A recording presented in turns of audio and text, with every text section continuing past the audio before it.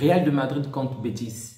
Le Real, une fois de plus, vient de remporter la partie 2 buts à 1. Donc, il devient le seul leader du championnat pour l'instant. Et en seconde place, le Barcelone. Et le Betis qui est relégué à la 3e place. Nous avons assisté à un très grand match, à un très grand Real. Donc, je vais d'abord céder la place à Denis pour la présentation. Bonsoir tout le monde, j'espère que vous allez bien. Alors, on va déjà commencer premièrement par le match du Real Madrid face à Betis Séville. Et c'est Dubien qui va essayer de nous résumer en fait le match d'aujourd'hui. Dub?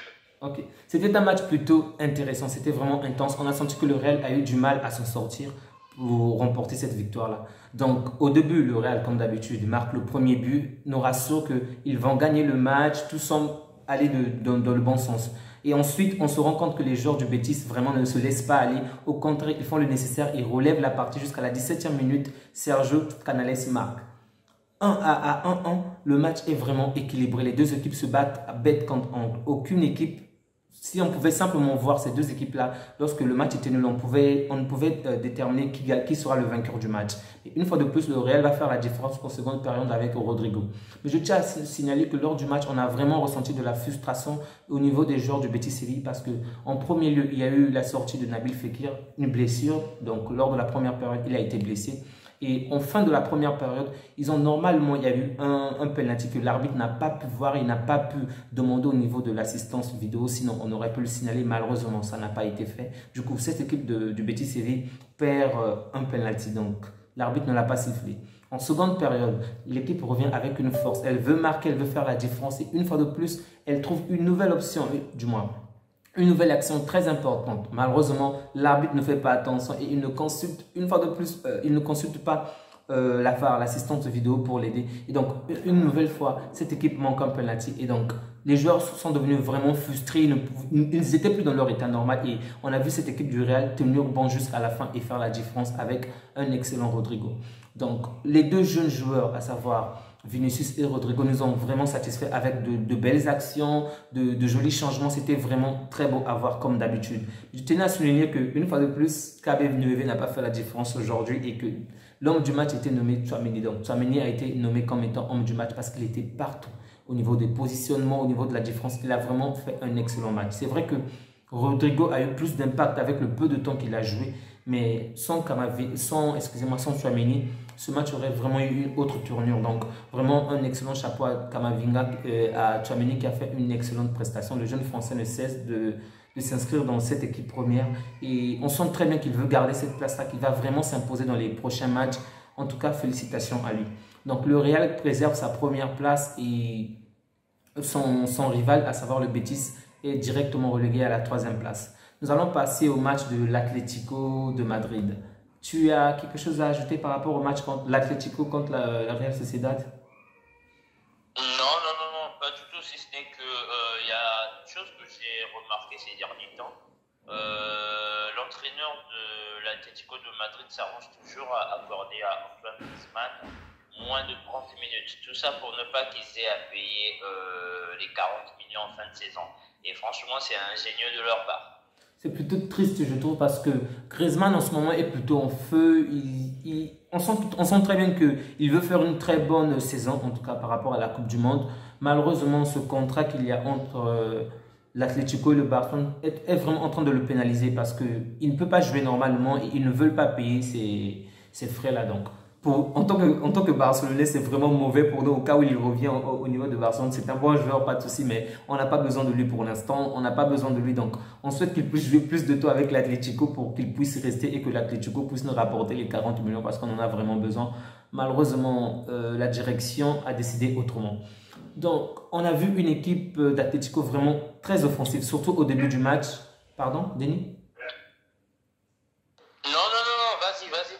Ah, merci. On a vu une équipe d'Atlético vraiment offensive, surtout en début du match avec Morata ainsi que João Félix.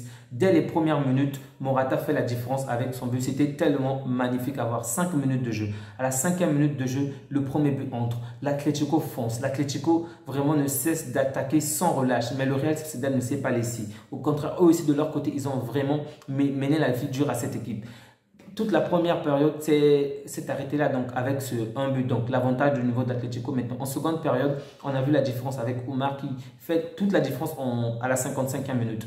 Si seulement si Griezmann était là depuis le début du match, ou peut-être même dès le début de la seconde période, c'est certain que le match devrait avoir vraiment on va dire une très grande différence. Malheureusement, on ne veut pas qu'il puisse jouer plus de 30 minutes, donc il rentre à la fin, il essaie de faire la différence, mais ça ne suffit pas parce que certains joueurs sont fatigués, certains n'arrivent plus à se positionner comme il le faut.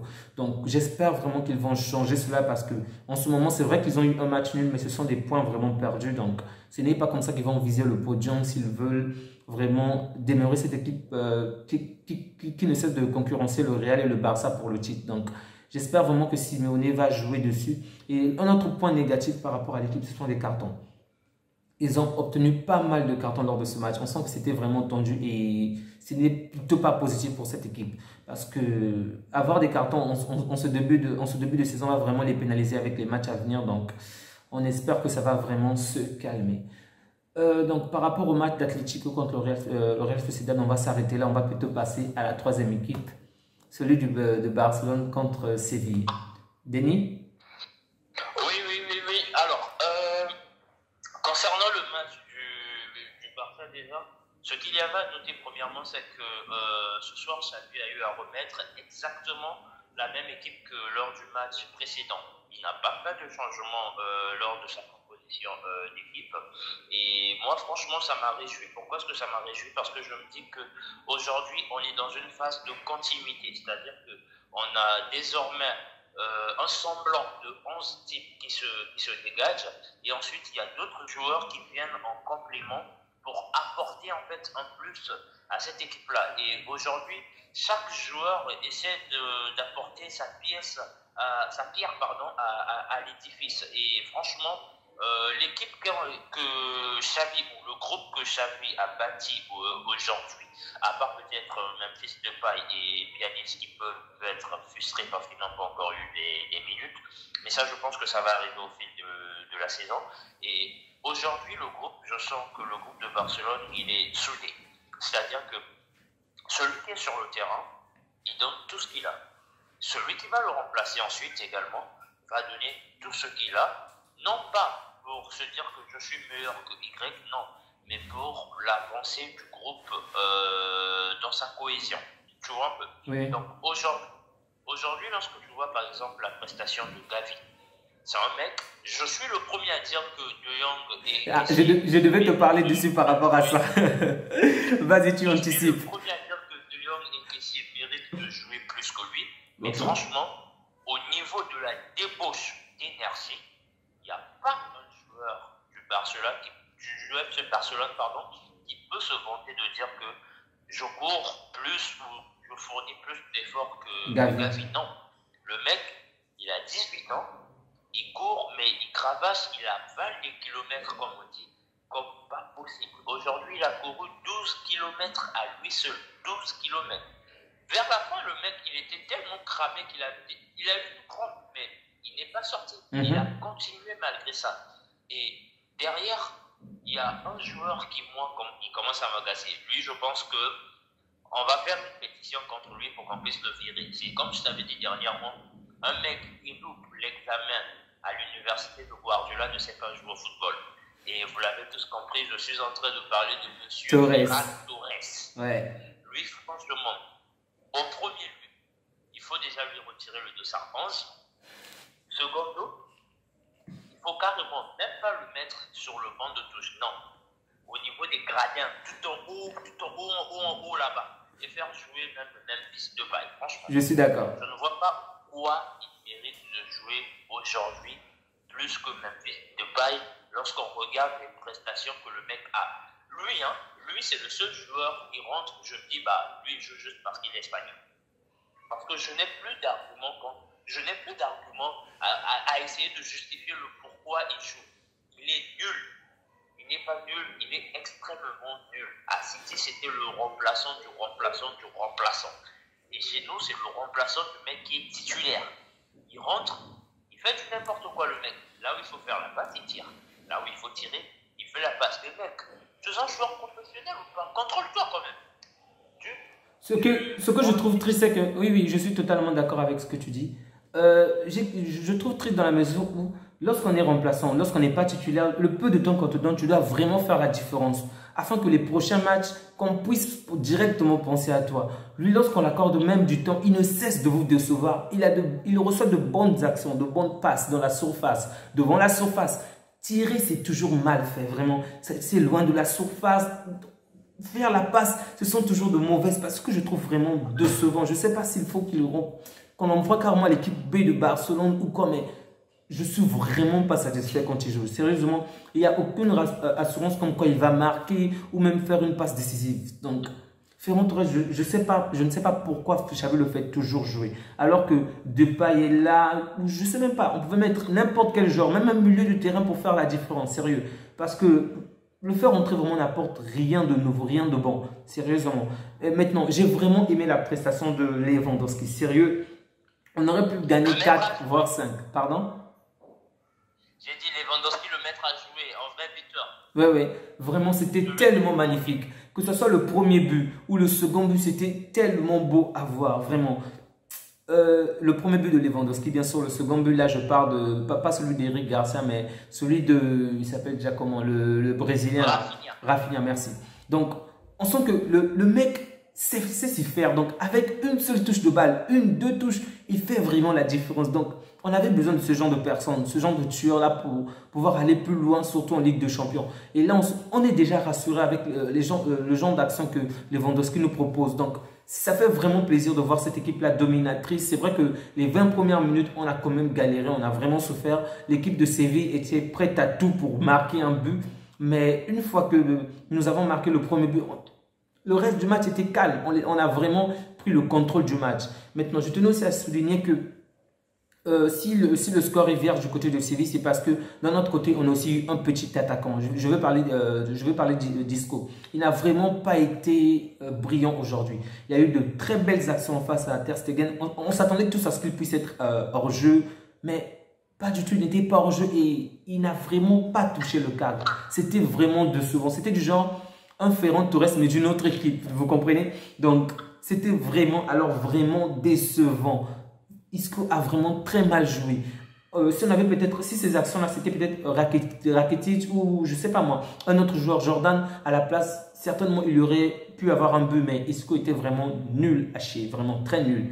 Donc, c'est aussi l'une des raisons pour lesquelles il n'y a pas eu de but de notre côté.